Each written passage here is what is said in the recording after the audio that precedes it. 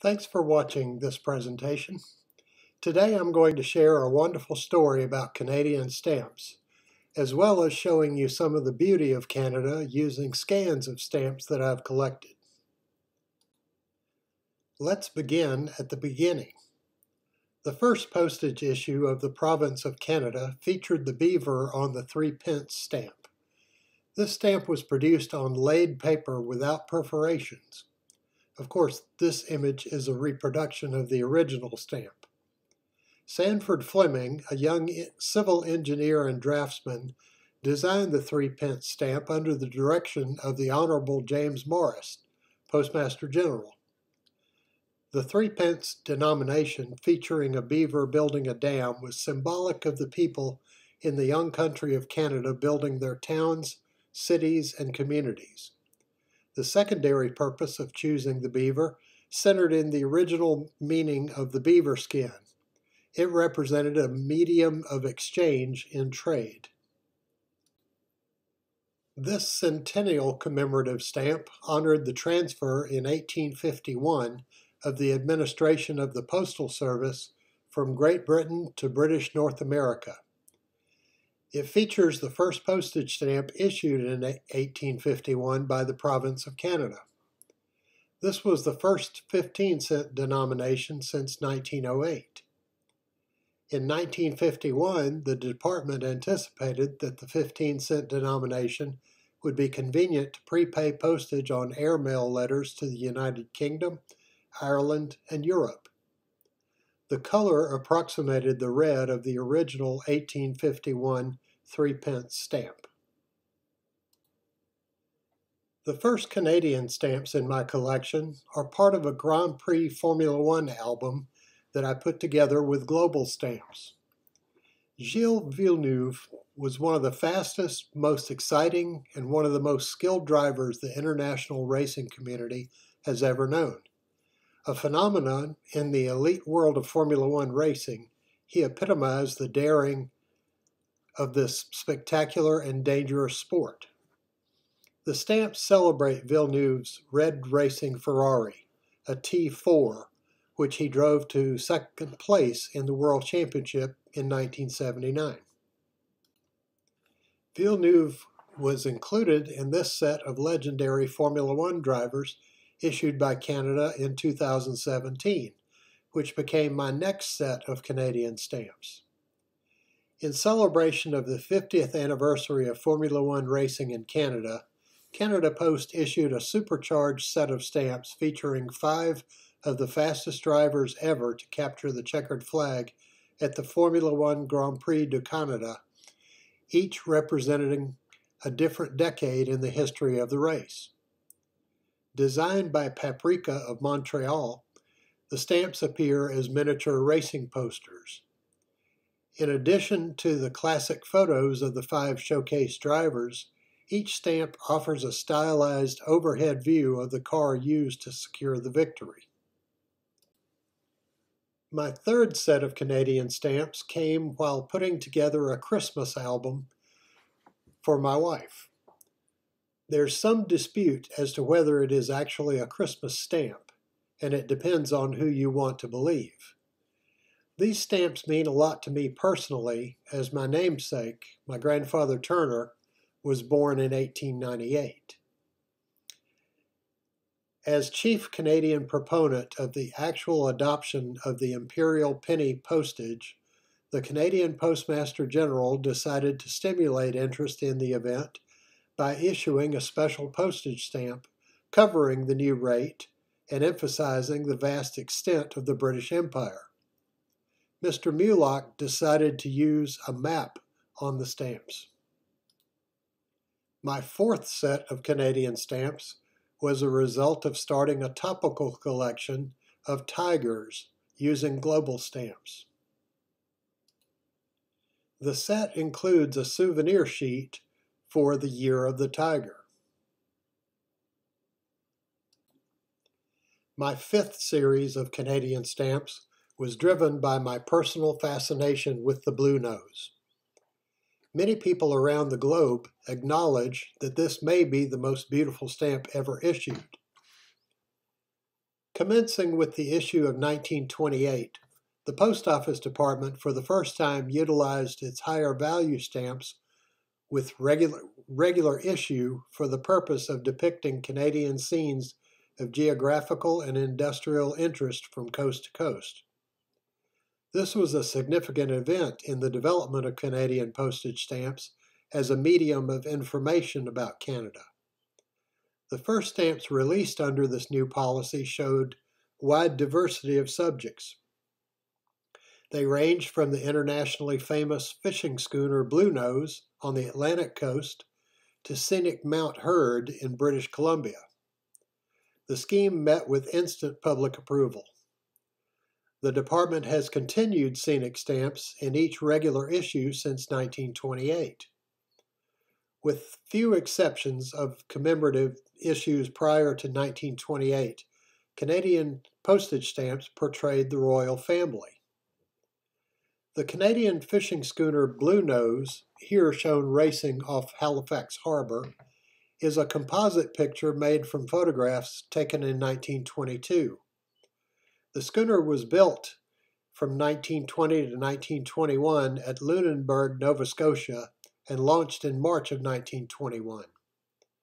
Essentially a practical fishing boat, the schooner was also designed to uphold the Bluenose racing supremacy on the Atlantic seaboard. That she achieved her promoter's ambition is proven by the fact that she decisively defeated every competitor of her class. She never lost a series of races. To commemorate Canada 82 and to honor the work of young collectors, Canada Post Corporation issued the second souvenir sheet in Canada's postal history. The image of the engraved classic stamp has been printed in lithography using two special colors. The background color of the design extended through the perforations for the first time on Canadian stamps. Angus Walters was born in Lunenburg, Nova Scotia in 1882. He began his long association with the sea by sailing and fishing on his father's ship and then on ships of his own. In 1921, Walters became managing owner of the Bluenose. With this exceptional schooner, he won numerous racing events, including in 1938, the International Fisherman's Trophy. In 1933, he sailed the Bluenose to Chicago for the World's Fair and to England 2 years later for King George V's Silver Jubilee. After nearly 50 years before the mast, Walters retired from the sea soon after the Bluenose was sold in 1942. From a very young age, William James Rouet amused himself by sailing bits of wood and shingles in gutters and drawing pictures of yachts, childhood hobbies which foreshadowed a career that would bring him national fame. That young boy went on to design the most renowned fishing craft in Canadian history, the Bluenose. An exact replica named the Bluenose II was launched in 1963. More than a decade later, the owners turned it over to the province of Nova Scotia and it became a seaborne ambassador. To this day, it continues to sail the North Atlantic. 2021 marked the 100th anniversary of the launch of the Bluenose, the most recognized sailing vessel in Canadian history. Bluenose has adorned the 10-cent coin almost exclusively since 1937, is featured on Nova Scotia's current license plate, and was immortalized in song by the folk legend Stan Rogers, and has appeared on 4 previously issued Canadian stamps. The schooner is also one of the very few non-human inductees in Canada's Sports Hall of Fame. Now that I had a handful of beautiful Canadian stamps, I wanted to have more, but I really didn't want to start another country with a separate album with spaces to fill. I didn't realize that I already had a small Canadian collection, with 5 series of stamps scattered in 3 different album binders. I kept the idea of collecting Canadian stamps at arm's length for several months. Late in 2020, during the coronavirus lockdown, I bought a postcard and a dealer sent me a free bonus package of stamps. I had so much fun comparing and replacing stamps in my collection with the better ones. I decided to order a packet of 250 mint never hinged U.S. postage stamps for some cheap thrills. The arrival of the packet was perfectly timed with snow and ice that trapped me in my man cave for several days of stamp activity. I examined each stamp, comparing it to the existing copy in my albums. I found that many of my stamps were not as well centered as the new stamps, so I replaced my stamps and had lots of extras. I ended up with a real dilemma. Should I keep the stamp with the slightly better horizontal centering or the one with less ink contamination? I posted the question on Facebook, and stamp B won by a large margin over keeping both stamps or just stamp A. The bottom line is that I replaced 82 of 250 stamps, a worthwhile exercise for several snow days. One of my favorite comments on the post was from another collector who said he likes doing the same thing I did, just to, quote, keep the excitement candle lit.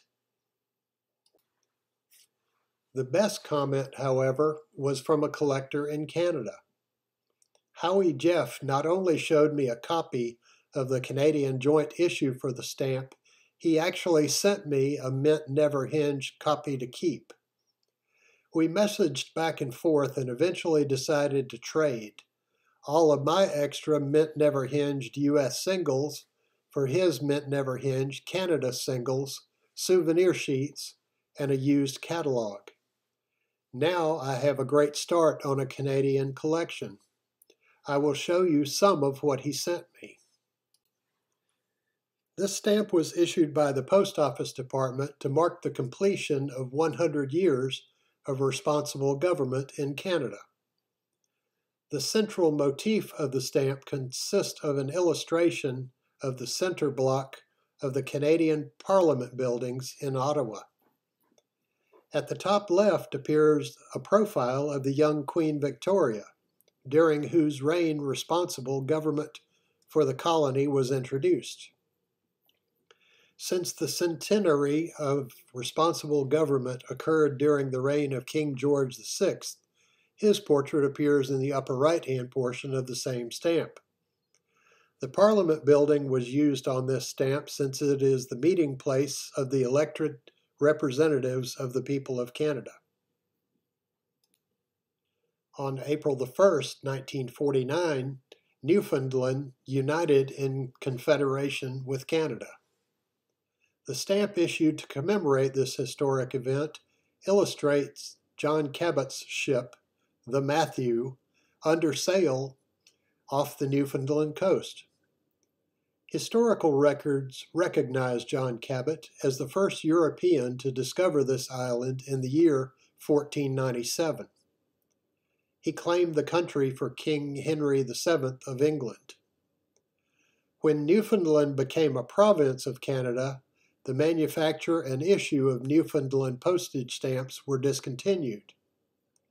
The terms of confederation included the condition that Newfoundland postage stamps could be used after the Union until the supply became exhausted. This had the effect of validating Newfoundland postage stamps for the prepayment of postage charges on mail posted anywhere in Canada. This Centennial commemorative stamp honored the transfer in 1851 of the administration of postal service from Great Britain to British North America.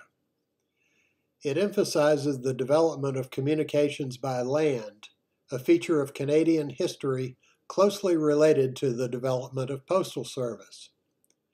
The 4-cent stamp displays trains of the periods 1851 and 1951. The lower portion features an old-fashioned wood-burning steam engine and train. The modern train in the upper half of this stamp is a composite picture of two Canadian trains. One is the first streamlined diesel-electric locomotive manufactured in Canada at the Montreal Locomotive Works in April 1950 for the Canadian National Railways.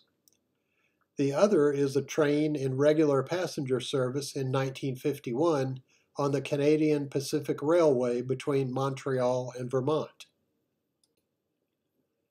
Canadians everywhere celebrated 1959 as the Golden Jubilee year of the country's first airplane flight near Baddeck, Nova Scotia. This stamp depicts three Delta Wing aircraft in silhouette with the silver dart in a darker shade in the foreground. The 200th anniversary of the founding of what is now the city of Halifax was commemorated in 1949 by the issuance of this postage stamp. It features a scene based on a painting by C.W. Jeffreys entitled Founding at Halifax, 1749. The picture on the stamp illustrates men assembling original structures on the present site of the city. This 5-cent postage stamp was issued to draw attention to Canada's most popular winter sport, hockey. The Post Office Department wished to pay tribute to the skill of Canada's hockey players and the prestige they have earned for Canada in international competition. This stamp was designed by James Simpkins of Ottawa and was engraved and printed by the Canadian Banknote Company of Ottawa. For the first time in Canada, postage stamps in sheets were issued in Centennial designs. The purpose was a practical measure to provide even the smallest class of post offices with all 4 designs of the stamps without a great sortation problem. It is appropriate that the Canada Post Office commemorated the 50th anniversary of the year in which Lieutenant Colonel John McCrae died. A poet and medical doctor, McCrae achieved fame with In Flanders Fields. It is probably the most frequently quoted poem ever written by a Canadian. The stamp reproduces the author's own handwriting on the original manuscript. Starting in 1867 with 4 small provinces, Canadians peacefully went about building the world's second largest nation. In the process, East was linked to West with a remarkable network of railways and canals, quite an achievement for the small agricultural Canadian population. The flags of the provinces appear in the established order of precedence for Canada, followed by the territorial flags in alphabetical order. After scanning and cataloging the free stamps from Jeff, I found one in the catalog that had a special significance for me. I took a vacation with my wife after we had been married about 3 years, and we stayed at the Empress Hotel, just across the harbor from the Parliament buildings. The image on this stamp matches the view we had out of our hotel window. That was my last trip to Canada in May of 1989. This stamp shows a view of the legislative buildings of the province of British Columbia at Victoria. This design gave Vancouver Island its first representation in Canadian postage stamps. The main Parliament buildings are the dominant feature of the Victoria Harbour, both day and night. The Empress Hotel sits across the harbour with magnificent views of the Parliament buildings and the rest of the harbour. We had the honor of taking tea at the Empress, an overwhelming experience.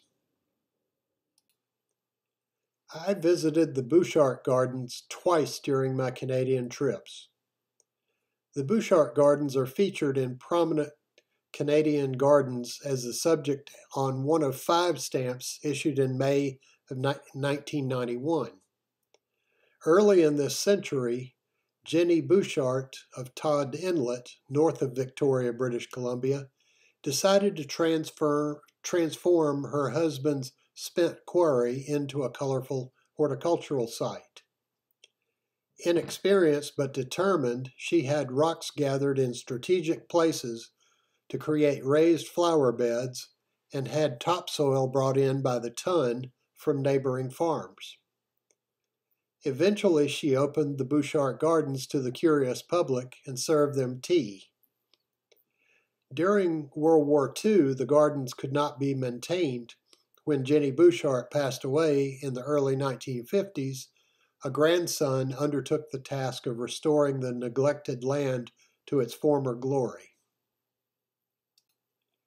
I visited Canada on 5 separate trips in the 1980s while opening restaurants with Arby's, then had the pleasure of returning on vacation.